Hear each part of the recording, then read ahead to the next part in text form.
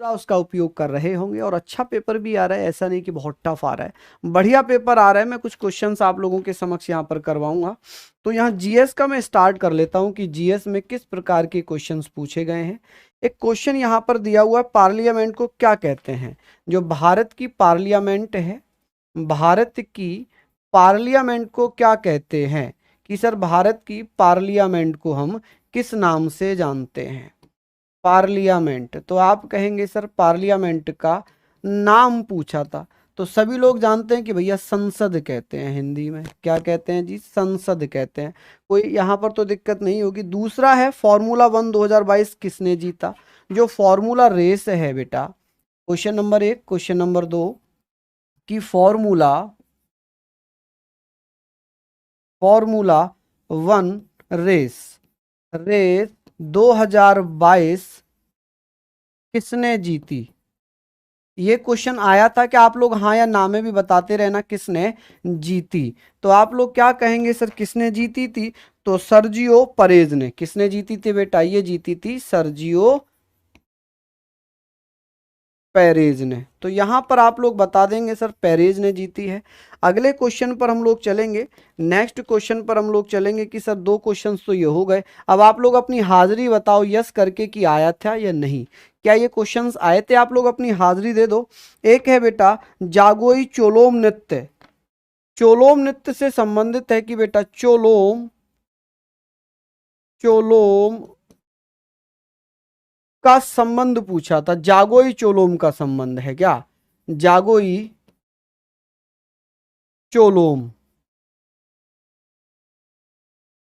का संबंध किस राज्य से है? संबंध किस राज्य से है? तो यहां पर बेटा मणिपुर ऑप्शन में था। क्या था बेटा ऑप्शन में? मणिपुर।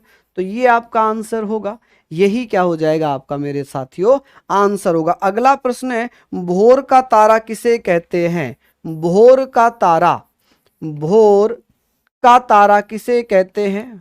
भोर का तारा, तो आप कहेंगे सर भोर का तारा शुक्र को कहा जाता है। किसे कहा जाता है? शुक्र को कहा जाता है। पी आर श्रीजैस किस खेल से संबंधित है? पांचवा है पी आर श्रीजैस, श्रीजैस किस खेल से संबंधित हैं? का संबंध पूछा था कि भैया इनका संबंध किस खेल से है। तो ये हॉकी से संबंधित खिलाड़ी हैं। किससे? हॉकी से संबंधित खिलाड़ी हैं। अगला प्रश्न है आलमगीर की उपाधि किस मुगल शासक को दी गई थी? आलमगीर, आलमगीर की उपाधि आलमगीर की उपाधि कह लें या बेटा इसको क्या कह सकते हैं? जिंदा पीर। आलमगीर की उपाधि किसको मिली थी? तो औरंगजेब को। और औरंगजेब को बेटा क्या कहते हैं? जिंदा पीर भी कहते हैं। क्या कहते हैं? जिंदा पीर भी कहते हैं। नेक्स्ट क्वेश्चन है, अगला प्रश्न है यहां पर एक ये हमने लिख लिया धौलावीरा किस राज्य में है? अगला प्रश्न था धौलावीरा, धौलावीरा किस राज्य में है? धौलावीरा किस राज्य में है? किस राज्य में है? तो आप कहेंगे सर ये गुजरात में, गुजरात के कच्छ के रण में, गुजरात में। 3 भागों में भी यही बटा हुआ है, 3 भागों में यही बटा हुआ है। अनुच्छेद दिए हुए थे ये हमने पढ़ लिए, ठीक है। ये हमारे नेक्स्ट हम 8वें नंबर क्वेश्चन पर चलेंगे। सर 8वां नंबर क्वेश्चन है, 8वां नंबर प्रश्न है कि सर अनुच्छेद 25 से लेकर 28 किससे संबंधित हैं? 25 से 28 ये किससे संबंधित होंगे? तो धार्मिक स्वतंत्रता का अधिकार। किससे? धार्मिक स्वतंत्रता का अधिकार, स्वतंत्रता का अधिकार। ठीक है जी, किसका अधिकार है? धार्मिक स्वतंत्रता का अधिकार है। अगला प्रश्न यहां पर है कि भैया स्टेट का मुखिया कौन होता है? 9वां प्रश्न है कि सर स्टेट का मुखिया, स्टेट का मुखिया कौन होता है? जैसे देश का मुखिया राज्यपाल होता है, वैसे स्टेट का मुखिया, इस देश का मुखिया राष्ट्रपति होता है और राज्य का मुखिया राज्यपाल होता है। ठीक है जी, देश का मुखिया राष्ट्रपति और राज्य का मुखिया राज्यपाल होता है, गवर्नर होता है। ठीक है, आगे बेटा the history of British India. Next है the history of the history of of British India, ये किसने लिखी थी? British India. ये किसके द्वारा लिखी गई है? तो इसके लेखक पूछे थे, तो इसके लेखक कौन है? ये तो मॉक टेस्ट में भी दिया था। तो आप कहेंगे सर इसके लेखक जेम्स मिली हैं। कौन है बेटा? जेम्स मिली। कौन? जेम्स मिली। जेम्स मिली। अगला प्रश्न है आप लोगों के स्क्रीन पर कि वित्तीय वर्ष की अवधि, वित्तीय वर्ष कब से कब तक होता है? वित्तीय वर्ष की अवधि पूछी थी। वित्तीय वर्ष की अवधि कि भैया कब से कब तक होता है? तो आप कहेंगे सर ये 1 अप्रैल से लेकर 31 मार्च तक होता है। कब से कब तक होता है?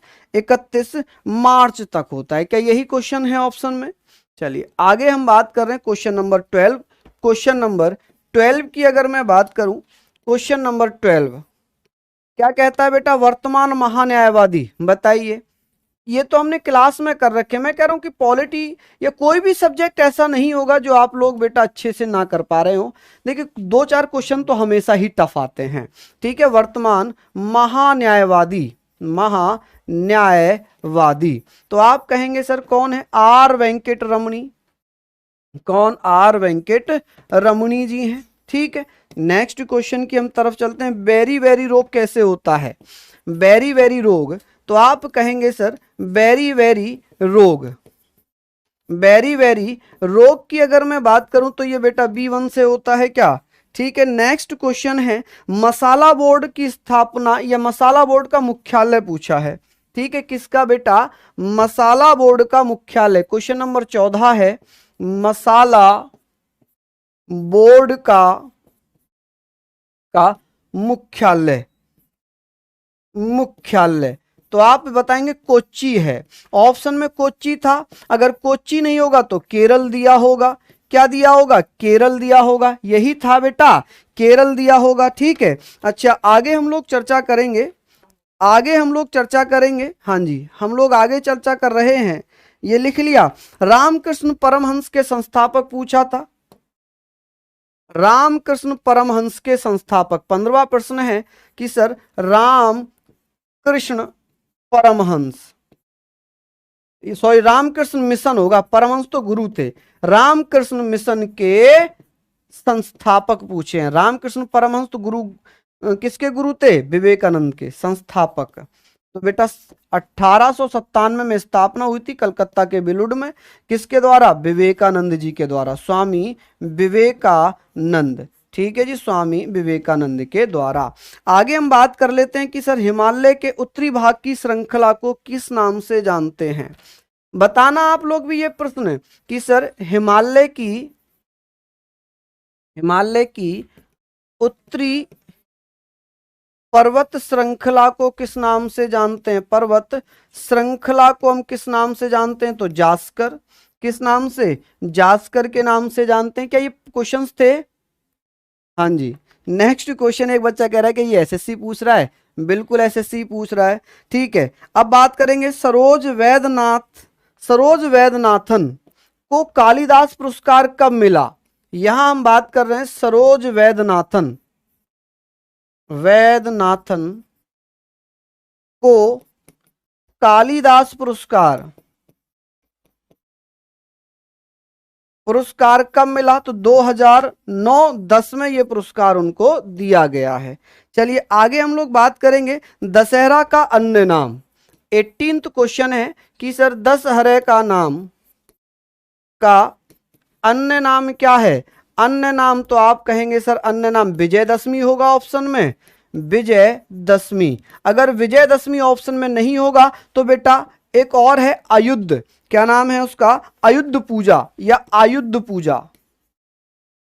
आयुद्ध पूजा।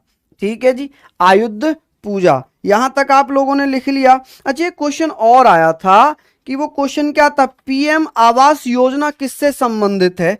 अब ये बेटा बच्चा बताया ही नहीं कि क्या दिया हुआ था ऑप्शन में। पीएम आवास योजना, आप लोग बताओ बेटा क्या ये क्वेश्चन था? पीएम आवास योजना ऐसा कोई क्वेश्चन था क्या? बताइए। चलिए लिख लिया आप लोगों ने। और तो कोई क्वेश्चन नहीं। तब ये क्वेश्चन जो हमें मिले हैं इनमें महत्वपूर्ण भूमिका रही है सागर कुमार की, देव गुजर की, और भी कोई नाम है? देव गुजर हैं और सागर कुमार हैं। इन्होंने बेटा ये क्वेश्चन हमें बताए हैं, उनका बहुत बहुत धन्यवाद। अभी हम लोग ग्रामीण विकास मंत्रालय था तो बिल्कुल ग्रामीण विकास मंत्रालय हो जाएगा। चलिए तो अभी आपका रीजनिंग का होगा, उसके बाद हिंदी का हो, इंग्लिश का होगा। चलिए धन्यवाद आप सभी मित्रों का। SYNONYMS synonym. सिनोनिम में आपसे क्या पूछा गया है इसको जरा आप ध्यान से देखेंगे। एक वर्ड आया SLUGGISH, स्लगिश, सिनोनिम है ये दोस्तों। ठीक है, इसका मतलब क्या होता है? धीमा होता है, आलसी होता है। अब आप मेरे को जल्दी से टाइप करेंगे कि इसके सिनोनिम क्या हो सकते हैं। ठीक है, मेरी भी थोड़ी सी इंग्लिश सुधर जाएगी। लिथर्जिक हो सकता है, इनएक्टिव हो सकता है, स्लो हो सकता है, लेजी हो सकता है, क्या बात है, डल हो सकता है। ठीक है भाई, तो ये हमारे क्या हो सकते हैं? सिनोनिम हो सकते हैं। डल हो सकता है, लेजी हो सकता है, ठीक है, इनएक्टिव हो सकता है, लिथर्जिक हो सकता है। तो ये हमारे क्या हो जाएंगे? सिनोनिम हो जाएंगे। इंडोलेंट हो, हमारे क्या हो जाएंगे? सिनोनिम हो जाएंगे। इंडोलेंट हो सकता है। बहुत बेहतरीन यार, ठीक है, बहुत बेहतरीन। चलिए नेक्स्ट, अब इसको बताएंगे। FETISH, fetish. मैंने आपको बोला था एक इजी आता है और एक थोड़ा सा नॉर्मल, मतलब इसके लिए पढ़ना पड़ता है, लेकिन एक इजी आएगा। अब ये आपसे पूछा गया है कि फेटिस का मतलब क्या होता है। चलो भाई जल्दी से कमेंट करके बता दो। चलिए भी बच्चा लोगों जल्दी से कमेंट करके बताओ क्या होना चाहिए।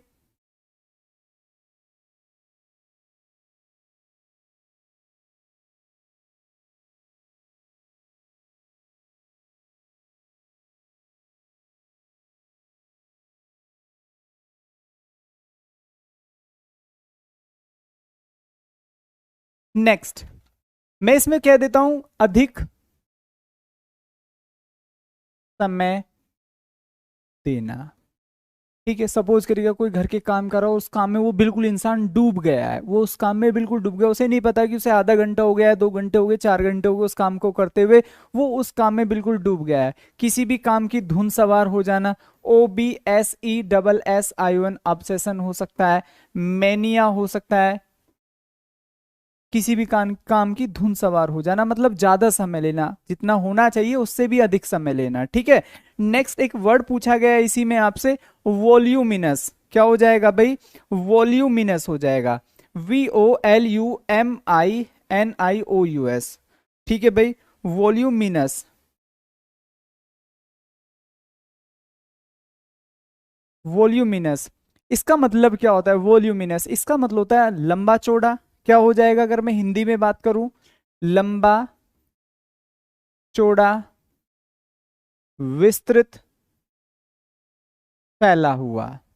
अब आप मेरे को बता दो कि भाई इसके सिनोनिम क्या हो सकते हैं। बहुत आसान है, ये भी बहुत आसान है। इनलार्ज बहुत बढ़िया है। ह्यूज हो सकता है भाई, क्या हो सकता है? ह्यूज हो सकता है, मैसिव हो सकता है, जाइगेंटिक हो सकता है, GIGANTIC, जाइगेंटिक हो सकता है। There are lots of word you can use here, ठीक है, एज सिनोनिम्स। तो सिनोनिम्स के तौर पर बहुत वाइड हो सकता है, बहुत सारे वर्ड्स आप यहाँ पर फॉलो कर सकते हैं। ठीक है ना भाई बच्चा लोगों। अब मैं बता देता हूं आपको एंटोनिम क्या आए हैं। एंटोनिम में आपसे क्या पूछा गया है? रिजिड। बहुत बार, ठीक है, बहुत बार मैंने आपको प्रैक्टिस सेट में भी और जो वोकेबलरी पढ़ाई है उसमें भी मैंने आपको पढ़ाया, आप उठाकर देख लीजिएगा। ठीक है, रिजिड का मतलब क्या होता है? सख्त होता है। क्या होता है? सख्त, मजबूत। ठीक है भाई, क्या हो सकते हैं इसका एंटोनिम आपको बताना है। मतलब एक चीज है बहुत सख्त है, ठोस है, अब आपको इसके एंटोनिम बताने हैं। अभी देखो सभी लोग बता रहे हैं, बिल्कुल सही बात बता रहे हैं। Flexible, feeble, weak. ठीक है भाई, क्या हो जाएगा? वीक हो जाएगा। अरे भैया, क्या हो जाएगा भाई? वीक हो जाएगा। तो ये हमारे क्या हो गए? एंटोनिम आया। बाकी दूसरा तो देखो बच्चे नहीं बता पाए। एक ईडियम्स बच्चे ने बताया कि सर एक ईडियम्स आया था। एक क्या आया था? ईडियम्स था। ईडियम्स में क्या हो जाएगा, इन द एंड। मतलब ऐसा करके वो कुछ बता रहा था, श्योर नहीं था, लेकिन बोल रहा था सर इसमें ये भी लिखा हुआ था इन द एंड, कुछ सॉरी इन द लास्ट, ये बोला था कि सर इन द लास्ट, लेकिन ऑप्शन में एंड भी लिखा हुआ था। ठीक है, इसमें क्या लिखा हुआ था, एंड भी लिखा हुआ था। तो ये सारी चीजें ना मतलब बच्चे ने बोली है, अब श्योरिटी के साथ बोली है या फिर बच्चा एक बोलते हैं ना मेमोरी बेस बोल रहा है, so we are not sure about that, तो उसमें थोड़ा सा श्योर नहीं हो सकते। लेकिन अगर ऐसा कुछ आया है तो इन द लास्ट होता है आखिर में। क्या होता है अभी दोस्तों, आखिर में होता है, अंत में। तो आप इन द एंड इसका अगर ऑप्शन दिया हुआ है तो फिर ये हो सकता है। ठीक है भाई मेरे प्यारे बच्चों, अब मैं बात कर लेता हूं आपसे वन वर्ड सब्स्टिट्यूशन की। तो वो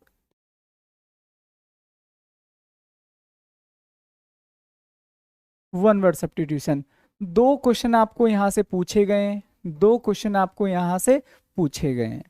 ठीक है, फिर से सेम 5 क्वेश्चन बच्चा बोल रहा था sir, 5 question Q U, 5 questions हमारे फिर से क्लोज टेस्ट से आए हैं। ठीक है, मैंने पूछा भाई एक्टिव पैसिव वॉइस, डर लग रहा है सर, भैया युद्ध में थोड़ी भेज रहे हैं, कोई तमंचे कट्टे लेकर बारूद गोला लेकर कोई तो वहां थोड़ी भेज रहे हैं आपको युद्ध में कि भाई अब कोई चांस ही नहीं है वापस आने का। बेटा पेपर देने जा रहा है, टाइम है आपके पास, अगर हो गया तो कोई दिक्कत नहीं है। ठीक है ना, तो कोई ऐसी घबराने वाली बात नहीं है कि यार पेपर होगा तो सर डर लग रहा है। डर क्यों रहे हो, पढ़िए आप, आपके पास टाइम है। अगर आपके पास 2 दिन है, 1 दिन है, तो बहुत कुछ बदला जा सकता है एक परफेक्ट स्ट्रेटेजी के साथ। ठीक है, अब मैं बात कर लेता हूं प्यारो प्यारे बच्चों एरर्स की। मैं सुबह भी आपसे चिल्ला चिल्ला कर बोल रहा था, और हमेशा मतलब जब से एनालिसिस शुरू हुआ है बार बार आपसे यही बात बोल रहा हूं, ठीक है ना, कि आप time and tense, time and tense topic को ऐसा कर लीजिएगा कि आप मेरे से भी कैसे कि गुरुजी आप साइड हो जाइए, लाइए हम पढ़ा देते हैं, मतलब आपका ये एक परफेक्शन इस टॉपिक पर होना चाहिए। तो एमटीएस में आपके 3 से 4 क्वेश्चन पक्के हो जाएंगे। अभी भी आपके पास्ट इंडेफिनिट, पास्ट इनडेफिनिट से एरर आया है। ठीक है, क्वेश्चन कुछ बच्चे ने बोला इस तरीके का था सर कि भाई वो रेलिंग से नीचे उतर रहा है। ठीक है, वो रेलिंग से नीचे उतर रहा है, मैं थोड़ा देख के आपको बता देता हूँ, कुछ आइडिया लग जाता है, क्योंकि राइटिंग थोड़ा हल्का सा समझ में नहीं आ रही कि एक्चुअली में क्या है।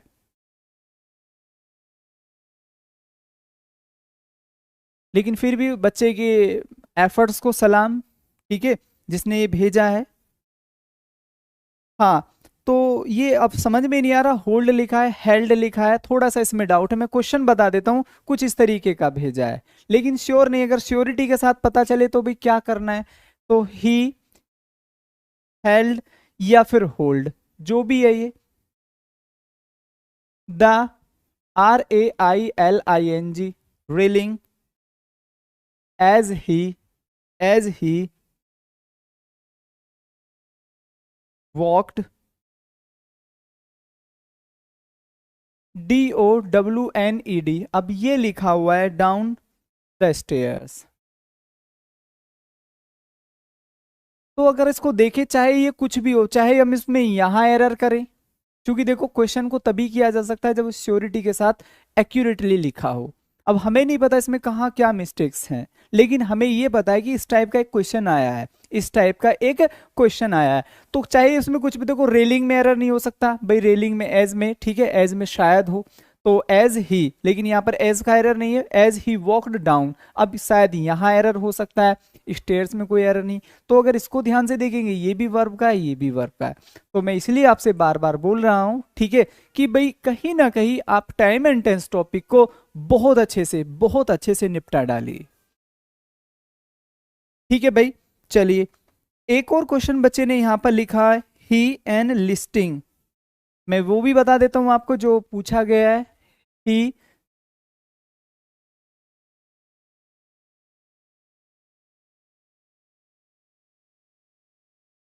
Enlisting in the army, in the army and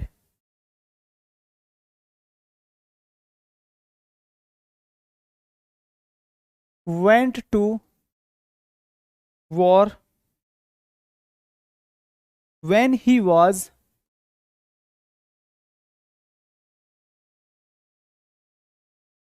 only 18।